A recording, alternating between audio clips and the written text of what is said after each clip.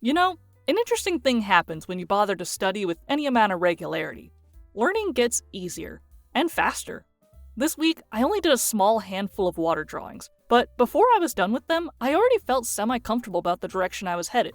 Sure, my skills could definitely still use some refinement, but the principles for drawing water in a stylized way were locked into my head by now. And that made things way easier. So let's review those principles. First off, shading water takes one of two approaches. 1. Shade water like it's a solid object with a light side and a dark side. Or 2. Shade water like realistic water would be shaded with darker areas where the water is deeper. You can also mix and match these techniques within the same piece. Second, use highlights and frothing to imply direction and intensity. This is especially relevant in water attacks, where a magic user is chucking a bunch of water at an enemy. White, frothy lines can give a sense for the direction the water is headed, or can be used to show the intensity of it churning like at the base of a waterfall. Then, of course, don't forget to add actual highlights to imply the existence of a light source. These usually go about where you'd expect when shading a solid object, but can also follow the curve of your water as needed. And that's pretty much it. With these basic principles in mind, I pulled up some more reference photos and had at it with a blend of what I was seeing and what I had learned. Here's how it went. First off, I pulled up some examples from everyone's favorite franchise where little creatures with magical powers fight a bunch for their trainers, and started with a basic blast of water.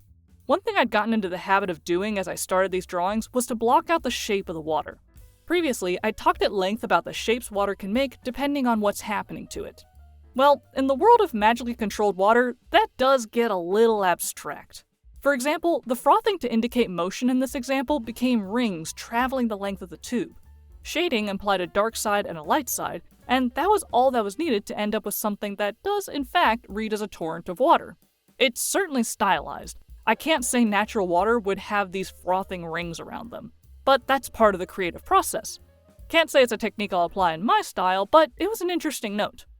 Then I went for another stylized effect with this corkscrew of water. Again, not exactly the most natural thing to see water doing, but the stylistic principles are still mostly at play. There's no frothing here, just shading to imply dark and light sides, with hints of highlighted line art to break apart areas where the water overlaps without shading. I could probably color this red and make some other color adjustments to make this read like fire as easily as it reads as water. It has that same jagged quality that could make a believable fire vortex.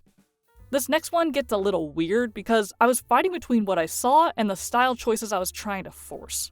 It's a ball of water, but it has churning and depth to it in a way I hadn't quite experienced yet. This is 100% a stylistic choice and not at all how real water would behave. Yet, with some clever shading and highlighting, it still looks pretty cool. It just doesn't leave much to study as far as style goes. And I can't say I'll try to mimic something like this in my comic, so I moved on. I then returned to the classic waterfall. Here, the highlights and froth are used in expected ways with a churning area around the base of the waterfall, the circular ripples emanating from the impact area, and a nice stylistic highlighting choice along the length of the waterfall to further imply direction with the V-shaped highlights. I've been playing around with some extra shading using soft gradients, though I think my current iteration is too manufactured to read as realistic. Something to keep working on. Then there's the water attack that came to define the style choices I picked out. Already the base alone implies a direction, but once frothing is added in, it gives it a sense of speed. This is coming around fast and will surely hit its target with enough force to cause some damage. Threads of frothing connect the major pieces to add visual intrigue. And the shading, again, follows the rule of having a light side and a dark side to the object. Plus, there's some subtle shading happening around the frothing branches to imply the solidity of these pieces casting shadows into the water. And finally, I took it easy with a simple water surface, with some foamy bits on top and dark patches directly beneath. This is a little chunky for my liking, but that was my own fault. I still think it reads well.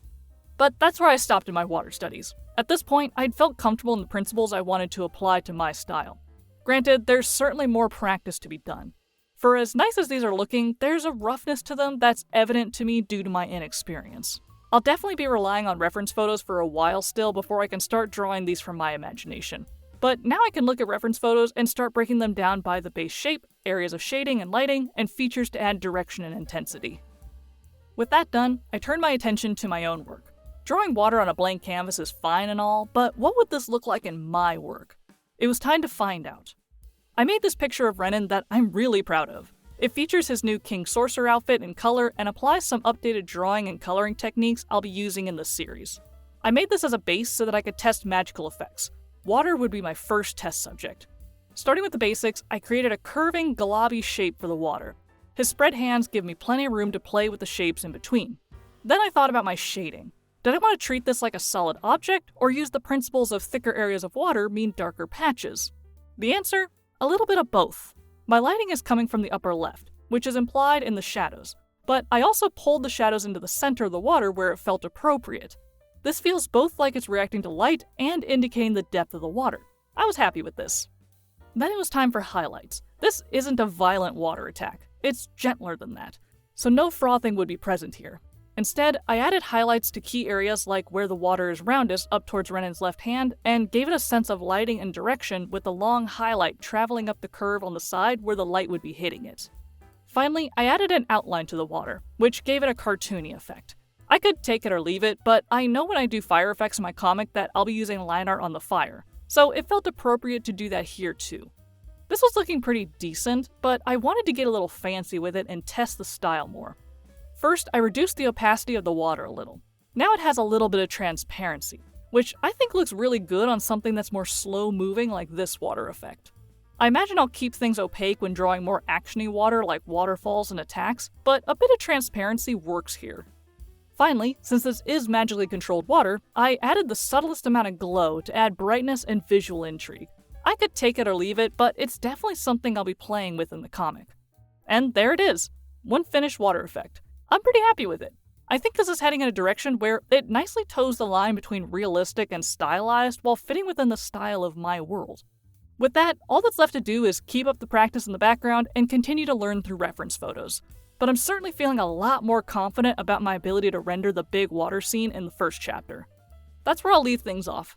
Look forward to seeing the final form of my water style in the comic. Now to wrap up with the project of the week. For this week, I've been working dedicatedly on my sketches for the first chapter of The Chosen One's Mentor. The sketch phase is what I get into after I've completed the storyboards, set up my comic file, and gotten my text in place. Now, there's something important to note about the sketch phase, which is something that has hampered many an artist's final piece. Refining the sketch is probably the most important step in the art-making process. A lot of artists suffer from the problem that their sketch, while loose and gestural, looks really good. But once they try to use it to do line art, the line art looks not nearly so good. This is because if your sketch is too, well, sketchy, you'll almost never be able to land on the exact line placement you need to make your finished line art look half as good as the sketch.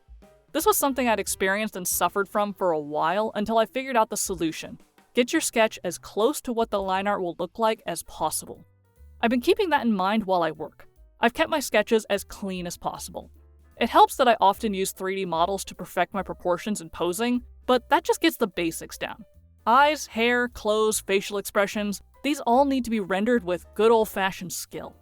So here's a sneak peek at some of the sketches I've made this week. I'm feeling really good about them, and I hope that my final line art will keep the level of quality I'm getting here.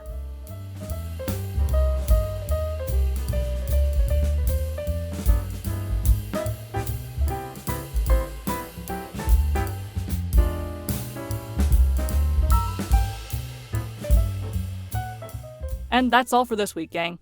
Thanks for listening. Be sure to tune in to my newsletter next week for an important announcement.